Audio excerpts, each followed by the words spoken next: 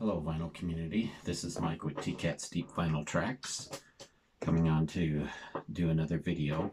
I wanted to first of all thank everybody for the video I posted last week. I got over 2,000 views and is still counting. I've had a few of them get over 1,000 views. Typically they come out around 100 to 200. But every once in a while you get one that just seems to shoot way up there. The highest one I ever had was a couple of years ago when I was talking about some experimental music, and that was somewhere around 8,000 views, I believe. But it's been a long time since I've had anything over 150, so thank you so much for watching and supporting my channel. I appreciate that very much. I guess the topic of picking up a $35 box of records was a pretty good topic to pick for that. A lot of people interested in it. Today I'm going to talk a little bit about a post that Richard S. put up here a couple of days ago. He does a series where he features 5 albums, and this particular time around it was 5 albums that got really good reviews and everything, but nobody seems to know about. You don't see them very much in the VC. So I'm going to do that, and there was something based along that same line in response. So the first one I wanted to show was by a group called Can. This is a band that's been around, since the 1970, may have been even before that. But this was their second album called Tago, Mago. I'm not sure how you pronounce it. I tried to look up the pronunciation and couldn't find one. This is what a lot of people consider krautrock. And this, like I said, was their second album, released in August of 1971. It is a double album, and Can's music for some reason just doesn't get talked about a whole lot, but it always got a lot of positive reviews, a lot of positive feedback about it, and they're one of the bands that put out this particular album, their second album, and it turned out to be what a lot of reviewers said was very important album, one of the most influential in krautrock, and it's been labeled as experimental, psychedelic. A lot of krautrock is kind of got that psychedelic sound, kind of an avant funk, and of course krautrock. There's the hype sticker that it came with. There's the 2 inner sleeves. And this is a great record. I don't know why you never see very much about it on the VC. I would think it would be one that would be quite popular. And AllMusic calls it the best krautrock album of all time. A lot of people have cited the group Can and this particular album as being very influential to them. And among them are, I made a list here, John Lydon from the Sex Pistols and Public Image Limited, Bobby Gillespie from Jesus and Mary Chain, Mark Hollis from Talk Talk, Mark Bolan from T-Rex, and Steven Severin from Sushi and the Banshees, and Johnny Greenwood and Tom York from Radiohead, of course. So very influential album. A lot of people consider it influential to their music, and it's just one that for some reason gets missed on the VC a lot. Next I got some 45-inch singles, and the reason I'm showing those is I always like to see punk and garage rock singles. There's a lot of them being made that are from independent bands, and those have a lot of interest for me. I like to pick those up whenever I see them. Here's one by the Diodes, Red Rubber Ball.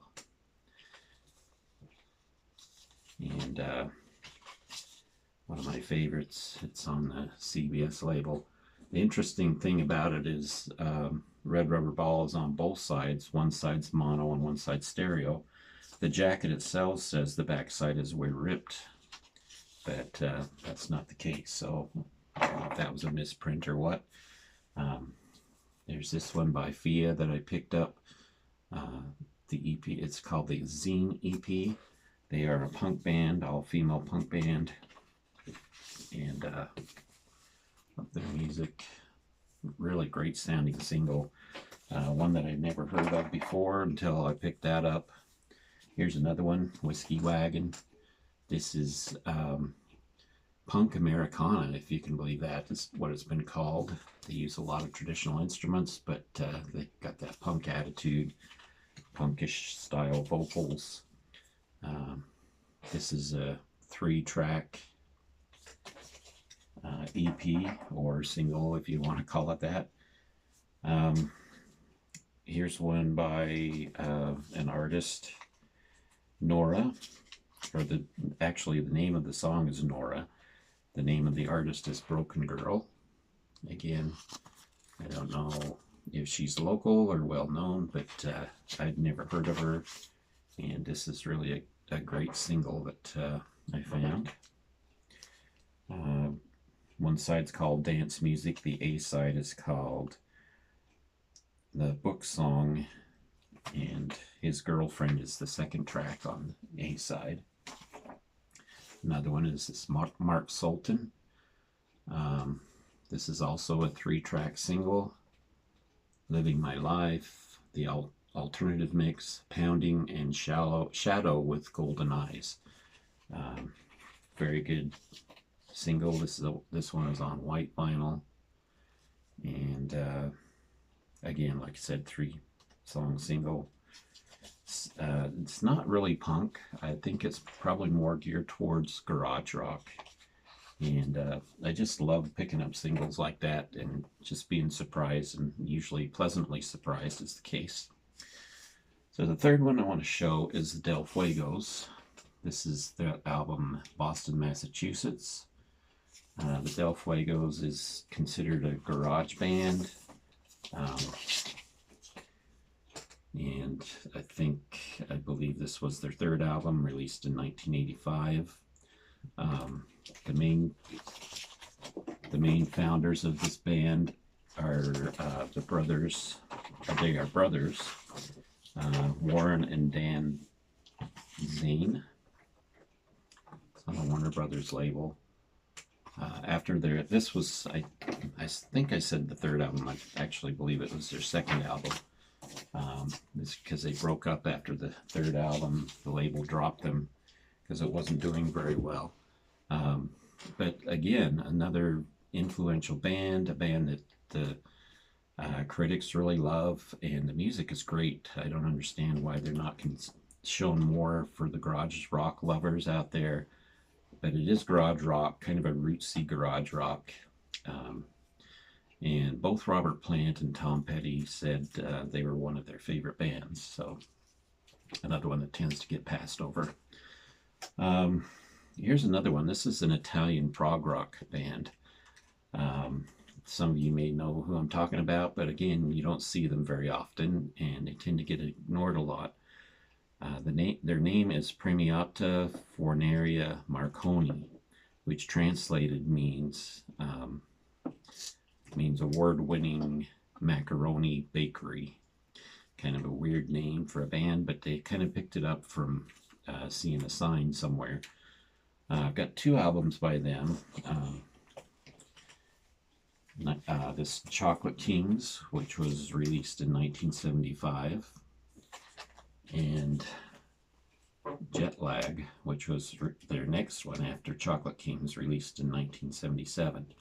Again, a band that you don't see very often for some reason, but very good prog band. I think people in prog circles, for the most part, know who they are.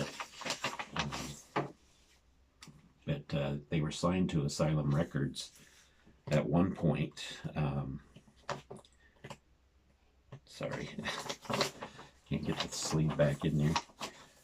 Peter Sinfield wrote some of their lyrics and basically kind of discovered them and brought them over to the States, got them signed, and he also helped with some of their lyrics. I wanted to show you the label too. Chocolate Kings too. Well, also on Asylum Records. So they released part of their back catalog in the States, and the first one that really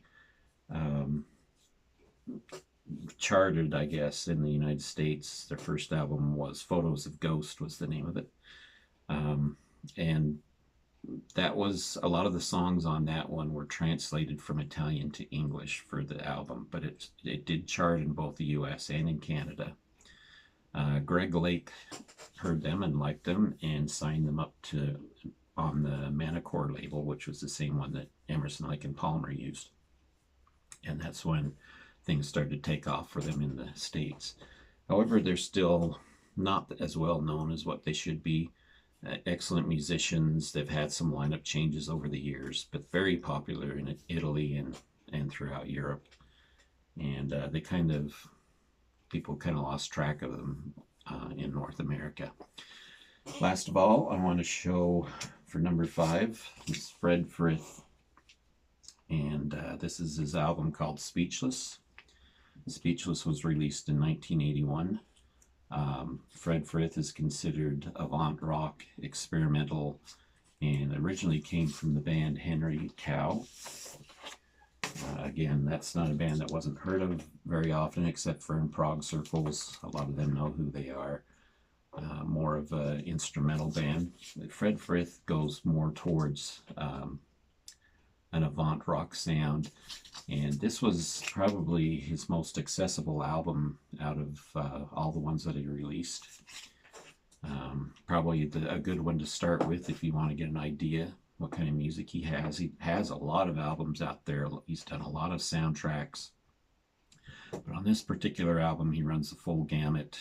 It's all instrumental, but it runs from folk to free improv to avant rock to noise to tape manipulation and field recordings. So a lot of everything on this, but it's a very concise, well-conceived album, done very well. It was described by Jazz Review magazine as an unholy alliance between Captain Beefheart's Magic Band and King Crimson. He recorded on the same label as the Residents' own label, Ralph Records. There you see the inner sleeve. And their blatant advertising on the back.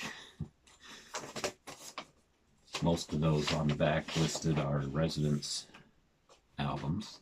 And there you go, you see the Ralph Records label. Even though his music was more of the serious type than what the Residents were, the Residents are also a lot of times considered avant rock, so they kind of belong the same, but the Residents is more of a satirical style and things like that. So anyway, there's the 5 I wanted to show you. Hop on over to Richard S.'s channel, which I'll leave a link down in the description for. He does some great things with this theme, and I was hoping Norman could jump it up here. There he is. You can see he's still there, and he's gotten quite a bit bigger. He weighs 12 pounds now, so he's grown up to be quite a hefty cat, and he's got quite the attitude too. All right, thank you for watching, and we will talk to you later.